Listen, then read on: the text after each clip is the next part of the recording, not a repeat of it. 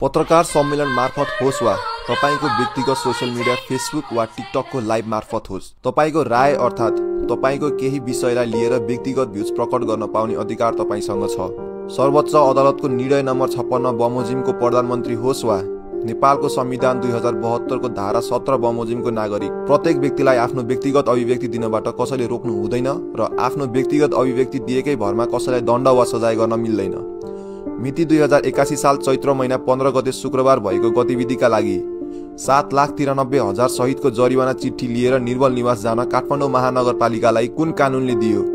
सर्वोच्च अदालतको फैसला नम्बर 56 बमोजिम प्रधानमन्त्रीले दिएको राय अर्थात् भ्यूज व्यक्तिगत हुने भनी निर्णय भएको पाइन्छ। उक्त फैसलामा प्रधानमन्त्रीले पनि आम नागरिक सरह नै अभिव्यक्तिको स्वतन्त्रता खुला रूपमा प्रयोग गर्न पाइने र प्रधानमन्त्रीले यसरी व्यक्तिगत अभिव्यक्ति दिन नपाउने भनी कुनै कानून नभएकाले तत्कालीन प्रधानमन्त्री टङ्क प्रसाद आचार्यज्यूले दिनुभएको अभिव्यक्ति उप कुनै जरिवाना चलन गरिएको थिएन।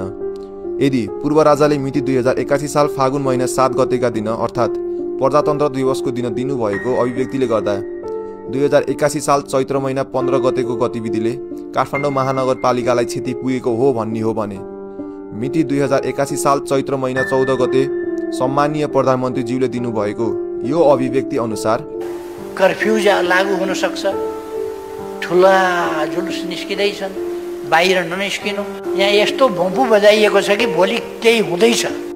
ढुक्क 7 कलेजबाट फर्कदै गरेकी रेविका खत्रीको उपचार खर्च सरकारले होइन प्रधानमन्त्री खड्ग प्रसाद ओलीले व्यक्तिगत आम्दानीबाट दिनु पर्यो। र यदि भोलिको दिनमा बालेन्द्र शाहज्यूको मिति 2081 साल चैत्र महिना 10 गतेको यो स्टाटस बमोजिम यदि कसैलाई टुक्कचामा गाडेको भेटिएमा बालेन्द्र शाहज्यू आफै जवाफदायी हुनु पर्यो।